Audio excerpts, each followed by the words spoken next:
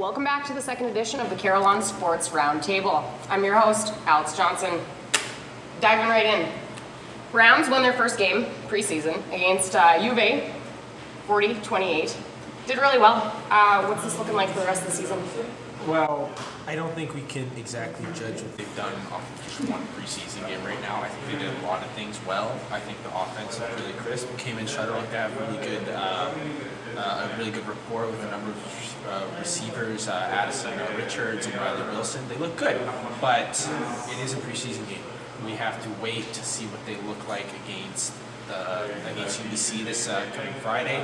But I can't make an exact prediction, but I think it's even better than last year, for sure. Let's be honest, the preseason means nothing. That's the biggest thing with me, the preseason. I hate it. It has to happen, but at the same time, that's such a small little thing that we're trying to base a whole year of predictions on. Honestly, it's going to be a lot clearer after their first game.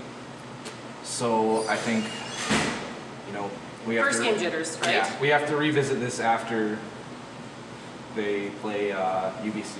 Iron out the wrinkles. Yeah. Check it out. Well, you know what? I'm going to base my whole prediction on this game, and I'm going to say they could win the Vanier Cup this year. They got a lot of heart and soul in that dressing room, and they're going all the way this year. Taking it all.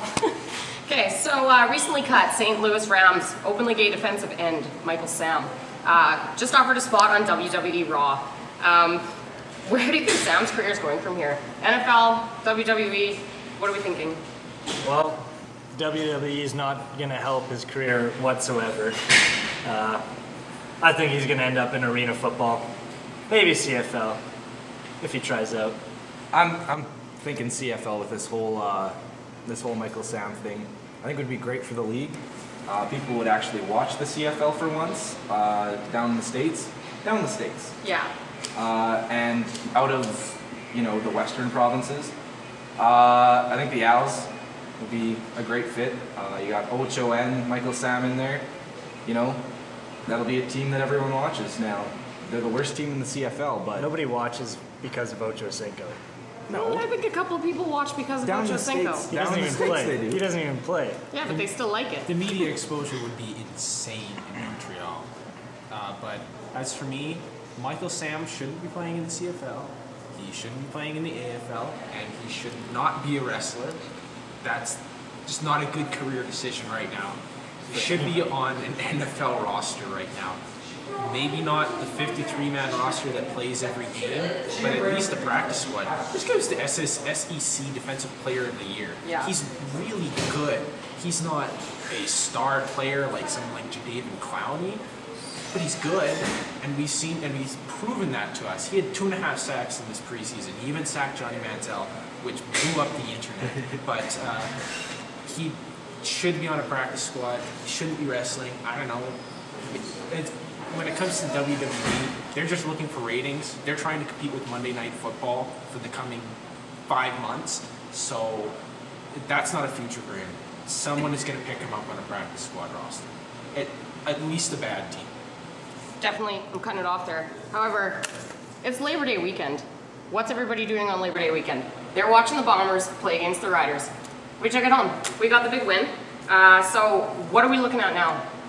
How's the team looking? What's going on this season? Honestly, I think that the bubbles burst for both Edmonton and Winnipeg. The Riders are almost guaranteed a playoff spot at this point. They won the season series with Winnipeg, so even if the two teams end up tied, they're going to end up in the crossover, Winnipeg. So honestly, I can't see them becoming first in the West, but I can see them with the home playoff game. I do. I think they're going to be first in the whole CFL this year.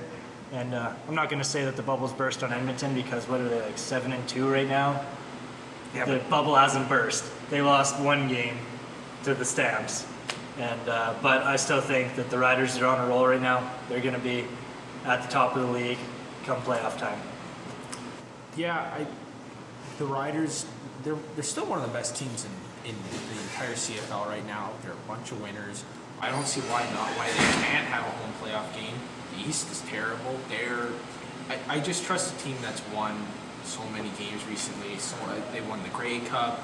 I trust a team that has that veteran, at least that playoff experience. I don't see why they can't have a home playoff game. I don't see why they can't make it back to the Grey Cup.